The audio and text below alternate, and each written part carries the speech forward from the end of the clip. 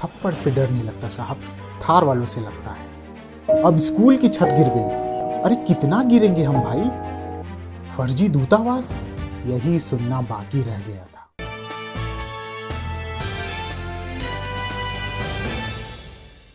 क्या थार चलाने वालों को अपने ही देश में मिल गई है डिप्लोमेटिक इम्यूनिटी? अगर आप हमारी बात सुनकर हंस रहे हैं तो ये वीडियो देखिए कैसे ये थार ड्राइवर इतना तेजी से आया और स्कूटी वाले को धक्का मारते हुए आगे बढ़ गया। पर फिर भी उसका मन नहीं माना तो उसने गाड़ी रिवर्स की और अधूरे एक्सीडेंट को पूरा ही कर डाला। पर फिर भी उसका मन नहीं माना तो वो शान से गाड़ी से बाहर निकला, घायल स्कूटी वाले को कुछ ज्ञान दिया और उतनी ही शान से आगे बढ़ गया। ये एक अकेला केस नहीं है, पूरे देश में ऐसे सैकड़ों ज्ञानी थार ड्राइवर घूम रहे हैं। हमारी टीम की थ्योरी तो यही है कि इन सब ड्राइवर्स को कोई न कोई डिप्लोमेटिक इम्यूनिटी तो मिल ही गई है। राजस्थान के झालावाड़ जिले में सुबह यूनिफॉर्म पहनकर टिफिन का डब्बा बस्ते में डालकर कई बच्चे जो स्कूल के लिए निकले थे वो वापस घर नहीं आ पाए, क्योंकि उसी स्कूल की छत उनके ऊपर गिर गई। छतों के बारे में हम आपको बता दें कि वो सिर्फ एक ही दिन में नहीं गिर जाती, वो धीरे धीरे सालों लगाकर सीमेंट और बालू झाड़ते हुए जर्जर होती है, वहां के अध्यापक, अधिकारी और नेता की आंखों के सामने। पर इतने सालों में ये छत किसी को नहीं दिखी, तो इसका एक ही कारण हो सकता है कि वो बालू और सीमेंट सबकी आंखों में चला गया होगा।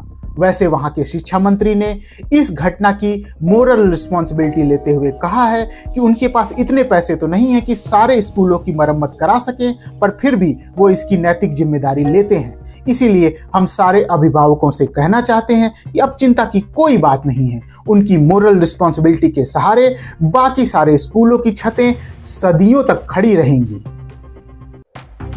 राजस्थान से ही एक खबर और आ रही है कि एक आदमी ने अपनी पत्नी को वश में करने के लिए अपने ही भतीजे की बलि दे डाली। ये खबर हमें तब मिली जब हम भारत के एस्ट्रोनॉट शुभांशु शुक्ला की स्टोरी कवर कर रहे थे।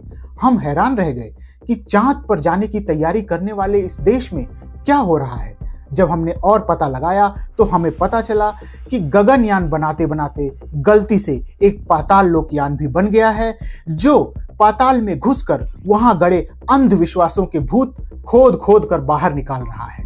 इस विमान का ईंधन है कि अरे हम तो जादू टोना नहीं मानते, लेकिन कुछ तो होता ही होगा, इसलिए हम विरोध भी नहीं करते, कौन रिस्क ले। इस ईंधन के सहारे ये विमान बहुत तेजी से अपना काम कर रहा है। हमारी अपने सारे दर्शकों से अपील है कि थोड़ा रिस्क उठाएं और इस विमान को ईंधन देना बंद करें। हमारे साथी पत्रकार चमन लाल दूसरे देशों में जाकर घूमने के शौकीन हैं। इसी के चलते उन्होंने एक नए देश वेस्टार्टिका के दूतावास में जाकर वीजा अप्लाई किया।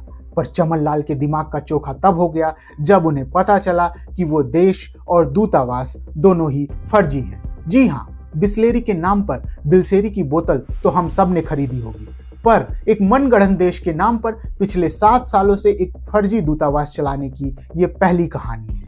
और इसके कर्ता धर्ता हैं ये महाशय, जो अपने आप को हिज एक्सीलेंसी हर्षवर्धन जैन बुलाते हैं। जी हाँ, इनके पास दूतावास की आलीशान बिल्डिंग है, वीआईपी गाड़ियां हैं, देश का झंडा भी है।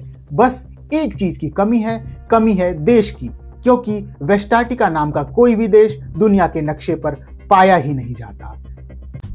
चमन लाल को फिलहाल हमने गुड़गांव घूमने के लिए भेज दिया है, ताकि वो वहां पर हुई बारिश के बाद सड़कों पर बने नेचुरल स्विमिंग पूल्स का लुत्फ उठा सके। कृपया आप हमारा वीडियो शेयर करें और हमारा चैनल सब्सक्राइब करें, ताकि हम चमन लाल को किसी असली देश में घूमने के लिए भेज सकें। फिर मिलते हैं अगले शुक्रवार ठीक शाम 7 बजे। तब तक के लिए नमस्कार।